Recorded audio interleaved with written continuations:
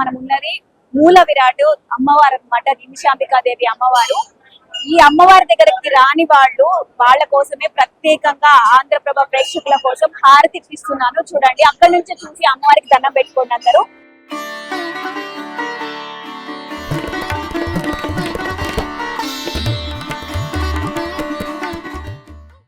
చివరిగా నిమిషాంబిక ఈ దేవాలయానికి సంబంధించిన ట్రస్టీలు కొంతమంది మనతో ఉన్నారు. అయితే వచ్చిన భక్తులకు ఎలాంటి అసౌకర్యాలు కలగకుండా చూసుకుంటారు.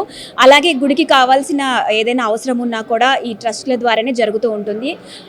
ప్రతి శుక్రవారం అన్నదాన కార్యక్రమం నిర్వహిస్తూ ఉంటారు. దానికి సంబంధించి కూడా దాతలు ఎవరైనా ఇచ్చినా కూడా వాళ్ళు ఈ ట్రస్టీలే అన్నదాన కార్యక్రమం నిర్వహిస్తూ ఉంటారు. సో ప్రస్తుతం ఉన్న ట్రస్టీలతో మనం ఒకసారి మాట్లాడదాము. నమస్కారం అండి. నమస్తే అండి. మీ పేరండి? వినోద్ వర్మన్ అండి. చెప్పండి, మీరు ఒక ట్రస్టీగా ఉన్నారు ఇప్పుడు ఈ దేవాలయం. ఈ గుడి చైర్మన్ అండి నేను.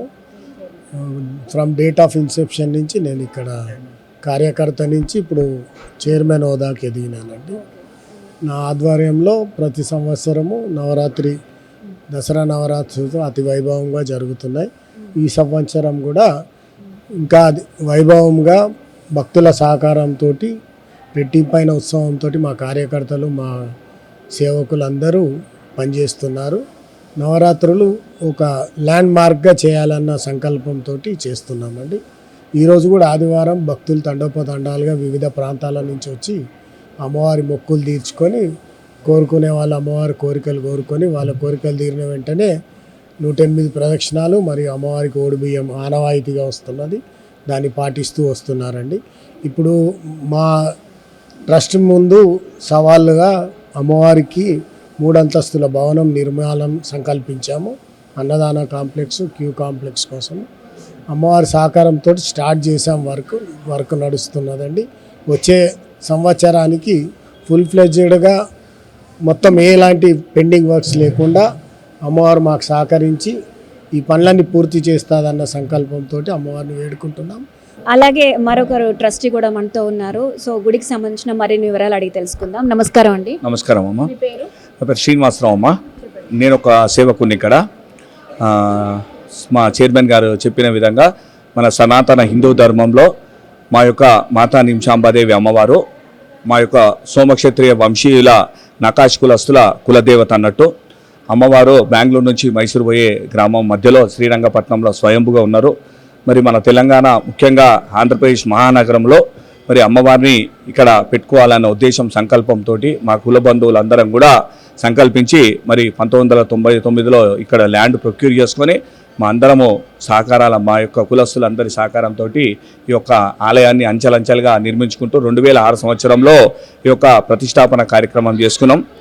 ఆ తర్వాత 2019లో ఈ యొక్క ఉపాలయాలను కూడా మళ్ళీ ఇచ్చేసుకోవడం జరిగింది. మరి సనాతన హిందూ ధర్మంలో అన్ని హిందూ పండుగలన్నీ కూడా నిర్వహిస్తూ ఉంటాం. ప్రధానంగా మరి ఉగాది తర్వాత నుండి మనకు వచ్చేది శ్రావణ మాసం కానివ్వండి, ఆశ్వీజ మాసము, కార్తీక మాసము.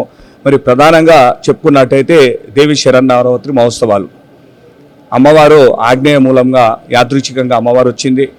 ఆ విధంగా అందరికీ అమ్మ అన్నం పెట్టే అమ్మగా, అక్కడ అందరి కోరికలు తీర్చే తల్లిగా అమ్మ ఉద్భవించింది. మరి మన ఉభయ రాష్ట్రాలే కాకుండా చుట్టుపక్కల రాష్ట్రాలు, జంట నగరాల వాసులు, జిల్లాల నుండి కూడా అశేషమైన జనవాణి అమ్మవారిని చూడడానికి రావడం, మరి వారి కోరికలన్నీ కోరుకోవడం, వారందరి కోరికలు అమ్మ నెరవేర్చి అందరికీ కూడా విదేశాలకు కానీ, పెళ్ళిళ్ళకు కానీ అన్ని రకాలుగా వాళ్ళందరి కోరిన కోరికలు తీర్చిన తల్లిగా, అఖిలాండ కోటి బ్రహ్మాండ నాయకి, ఆది పరాశక్తిగా అమ్మ విరాజిల్లుతున్నది. అయితే మిగతా రోజుల్లో భక్తులు వచ్చినప్పుడు సౌకర్యాల గురించి పక్కన పెడితే దుర్గా నవరాత్రుల్లో చాలా ఎక్కువ రద్దీ ఉంటుంది భక్తులకు. సో ఆ టైంలో మీరు ఎలాంటి జాగ్రత్తలు తీసుకోబోతున్నారు? లేమ్మా, ఆ రోజు మనకు పోలీసు బందోబస్తు ఉంటుంది. ఎక్స్ట్రా వాలంటీర్స్ని కూడా మనము తీసుకోవడం జరుగుతున్నది. వారందరూ కూడా వాలంటీర్స్ ఫ్రీ సర్వీస్ చేయడానికి వస్తారు.